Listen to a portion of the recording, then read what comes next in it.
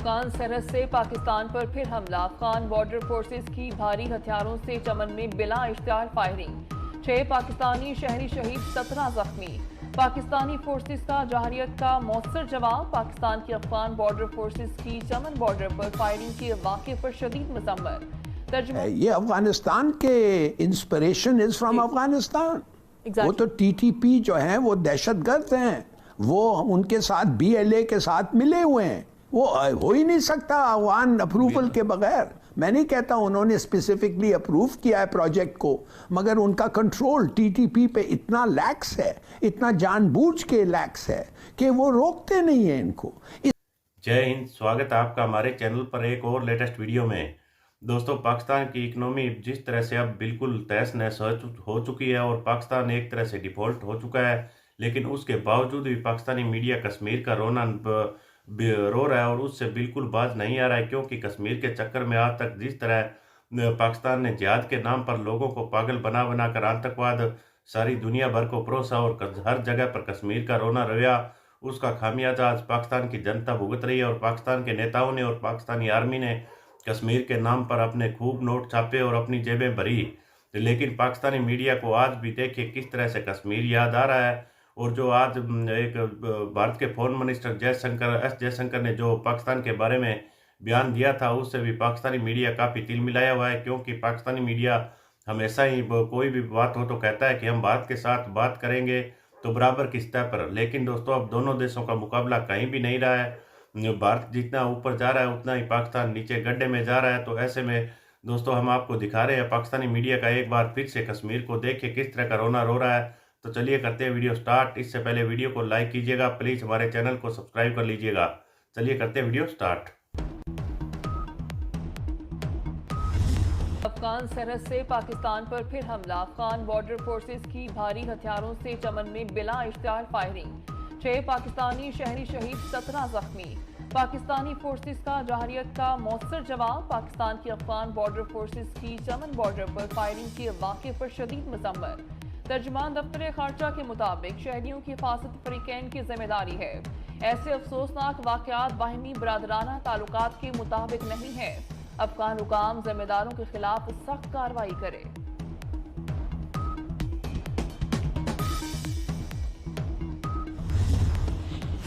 वज़ीर आज़म की अफगान फोर्सेस की जानिब से बिला इश्तिहार फायरिंग पर और गोला बारूद की शदीद मजम्मत। अपने ट्विटर पैगाम में शहबाज शरीफ ने कहा, अफगान अबूरी हुकूमत यकीनी बनाए कि ऐसे वाक़यात दोबारा रूनमा न हों। साबिक सदर आसिफ अली जरदारी की भी अफगानिस्तान से पाकिस्तान पर हमले की शदीद मजम्मत। पाकिस्तानी शहरियों की शहादत पर अफसोस का इजहार। शुहदा के खानदानों से हमदर्दी और ताज़ियत का इजहार किया।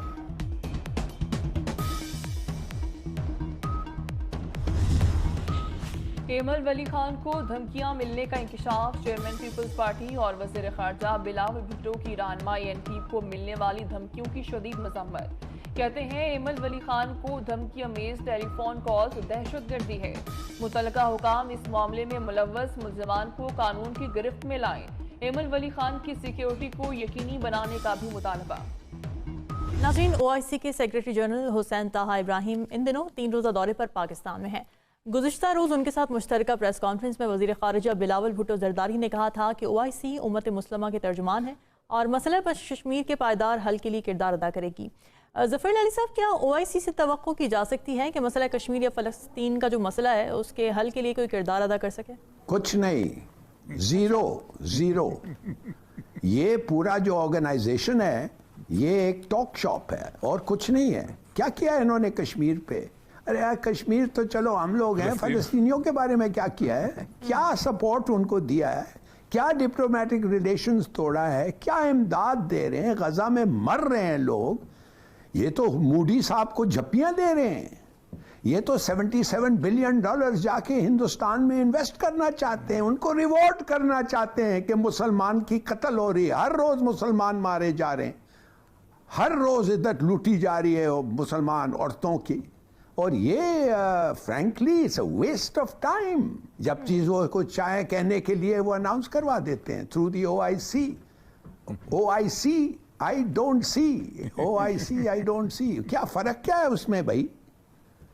ठीक है, और ये साहब आपको क्या लगता है क्यों इतनी इनफेक्टिव है OIC?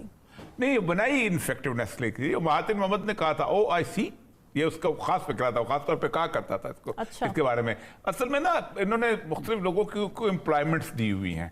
ISESCO बनाया हुआ है यूनेस्को के खाते के ऊपर, उसका वो हेडक्वार्टर तेहरान में होता था। कोई धेले का काम नहीं, कम से कम और कुछ नहीं को मुसलमानों के लिए सिलेबस इकट्ठा। मैंने एक दफा वहाँ मीटिंग थी तो मैं उनको कहा, मैंने कहा तुम एक काम कर लो ना, तब भी पता है तुम पूरी उम्मत मुसलमान में एक दिन चांद इकट्ठा दिखवा दो मुझे, OIC के प्लेटफॉर्म पे एक ईद करवा दो, ताकि मराकज से लेके ऑब्जर्वेटरियां लगाओ ताकि पता चल जाए। ये नहीं कर पाते, बिल्कुल कोई मसला। हाँ, एक काम जो उन्होंने किया है वो वैसे वो इमरान खान की कंट्रीब्यूशन थी बहुत बड़ी। अच्छा। जो उन्होंने इस्लामोफोबिया का जो यूनाइटेड नेशन से जो बिल पास करवाया है, और वो बेसिकली चूंकि इमरान खान से जैसे कहते हैं बेबी, वो बाकायदा उन्होंने फिर अक़वाम मुत्तहिदा में OIC के मेंबरान लेके गए और वहां जाके उन्होंने उसको बाकायदा अक़वाम मुत्तहिदा के चार्टर में शामिल किया इस्लामोफोबिया का।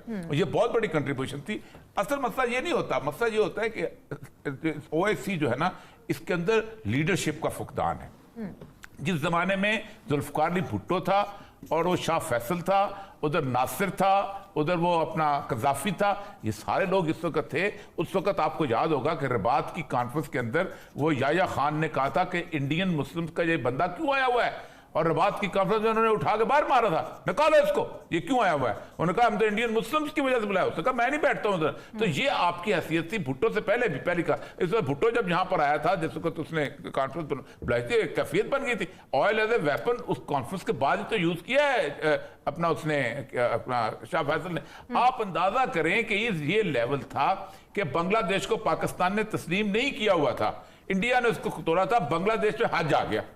जब वो हज आया है तो बांग्लादेश का जहाज जो था, बहरी जहाज, वो वहां पर खड़ा था।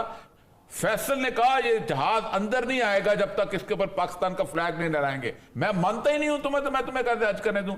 वो फ्लैग पाकिस्तान का वापस लहराया गया, तब वो जहाज अंदर आया। अब खत्म है। एक को उन्होंने अपने आप देख लें, जितने लोग थे ना OIC में, सारे शहीद कर दिए गए या मारे गए या फांसी। फैसल उस बेचारे को शहीद कर दिया गया, जुल्फ़िकार अली भुट्टो को यहाँ फांसी लगा दी गई, कज़ाफ़ी को देखें उसके साथ क्या असर हुआ, बाकी अहमद हसन बकर वकर ये सारे हमारी मदियन क्या उनके साथ किया, बिल्कुल खत्म। हिलाली साहब, हमारी बड़ी आउटवर्ड लुकिंग पॉलिसी होती है कि बाहर के मुल्कों में क्या हो रहा है मुसलमानों के साथ, लेकिन अंदर की लड़ाइयाँ नहीं खत्म हो रही हैं। अब चमन में देखें आप कि ब्लास्ट हुआ है, दहशतगर्दी सर उठा रही है, अंदरूनी मामला वहीं के वहीं हैं। देखिए, ये अंदरूनी मामला कैसे हैं? ये चमन में जो हुआ है, ये अफगानिस्तान के इंस्पिरेशन इज फ्रॉम अफगानिस्तान। वो तो TTP जो है वो दहशतगर्द हैं, वो उनके साथ BLA के साथ मिले हुए हैं। वो हो ही नहीं सकता अफगान अप्रूवल के बगैर। मैं नहीं कहता उन्होंने स्पेसिफिकली अप्रूव किया है प्रोजेक्ट को, मगर उनका कंट्रोल TTP पे इतना लैक्स है, इतना जानबूझ के लैक्स है कि वो रोकते नहीं हैं इनको। इसलिए मैं पूछना चाहता हूं आपको, मुसलमानों एक एक को मार रहे हैं तो आप समझते हैं कि और वो कुछ नहीं हो रहा है। ये है OIC का। OIC कहना चाहिए ये कैसे हुआ। इस्लामिक डेवलपमेंट बैंक है, देखिए it's a very good thing. ये एक किस्म का एक ऑफशूट है OIC का, it's a very good thing. उधर पैसे जाते हैं, खासतौर सऊदी के, तो यू कैन इन्फ्लुएंस पॉलिसी, और वो कर सकते हैं। क्यों नहीं अफगानिस्तान की पॉलिसी आप इन्फ्लुएंस करते हैं? आप और पाकिस्तान जो आपके लिए करने किया है और करने के लिए तैयार है। हाँ, आपने भी बहुत पाकिस्तान को मदद दी है, बिल्कुल सही, and we must be grateful, of course we are. मगर सोचिए तो सही, हम और आप क्या क्या हम अपने लिए नहीं कर सकते। हमने आपका डिफेंस को रिटर्न असाइनमेंट ये दिया है कि हम आपको डिफेंड करेंगे, कोई भी हो। दैट मीन्स कोई भी, and you know what I mean. जब मैं कहता हूं कोई भी, तो उधर से उस वक्त किसका था? हमारे लोगों ने जाके एक जंग लड़ा है अगेंस्ट इजराइल आपके बिहाफ पे। हमारे विंग कमांडर्स गए हैं और वो फाइटर एयरक्राफ्ट फ्लाई किया। तो देखिए, मैं ये जानना चाहता हूं कि अगर आपने पाकिस्तान को मदद किया है, for which we are grateful, इसका मतलब ये तो नहीं है कि हमने आपको कोई अश्योरेंसेस नहीं दिए और हमने आपको वो कॉन्फिडेंस आपको नहीं दिया है जो बड़ा जरूरी है आपके लिए। फैसल एडमिटेड दैट, बिल्कुल। इस्लामिक समिट पे मैं मिनट्स रिकॉर्ड करता था इन लोगों का जो मिलते थे। तो कुछ हैं जो बड़े ग्रेटफुल हैं, मगर आप देखिए हिंदुस्तान के साथ जो इनको मॉनिकॉडल कर रहे हैं, जब वो मुल्क हमारे एग्जिस्टेंस के खिलाफ है, ये मैं समझ नहीं आ रही है ये किस किस्म औरिया का साहब, OIC आप है। किस तरह देख रहे हैं सिचुएशन को? सरहद पार से अफगानिस्तान नहीं रोक रहा है, इस दफा टीटीपी ने नहीं, अफगान फोर्सेस ने फायरिंग की है। देखें, वो जो मैं चमन में चूंकि असिस्टेंट कमिश्नर रहा हूँ, ये पश्तून इलाका है सारे का सारा। अच्छा, ये बेसिकली जो फायरिंग जो है वो हुई है, कुछ ट्रक थे सामान के आ रहे इधर से, एक तरफ से उन्होंने आग लगाई है, एक तरफ से इधर आग लगाई है। मैं ये जो चमन का इलाका है ना जी, इसमें अशकजई और मलेजई और ये लोग, ये ट्राइब दोनों तरफ आबाद हैं। इसके जो बॉर्डर है, उस बॉर्डर के ऊपर घर का एक दरवाजा पाकिस्तान में खुलता है, घर का दूसरा दरवाजा उस तरफ खुलता है। ये जो पिछली दफा जो फायरिंग हुई थी वो भी इसी स्मगलिंग की बुनियाद पे हुई। सारे का सारा बेसिकली उस स्मगलिंग का सारा इशू है। अब उसमें तालिबान का भी कंट्रोल वहां बहुत लूज है, क्योंकि स्मगलर्स टेक ओवर कर लेते हैं। यहां से भी हुआ ये है कि वो जो मैं चमन बात तो देखा होगा दोस्तों किस तरह से कश्मीर के चक्कर में पाकिस्तान की हालात आज किस तरह की हो चुकी है, और इन्होंने जिहाद के नाम पर पाकिस्तान के युवाओं को पागल बना कर पता नहीं कितने लोगों को इंडियन आर्मी के हाथों मरवाया है। लेकिन आज भी है जिस तरह का राग लाप रहे हैं, और इनके पास पैसा कोई एक भी नहीं है।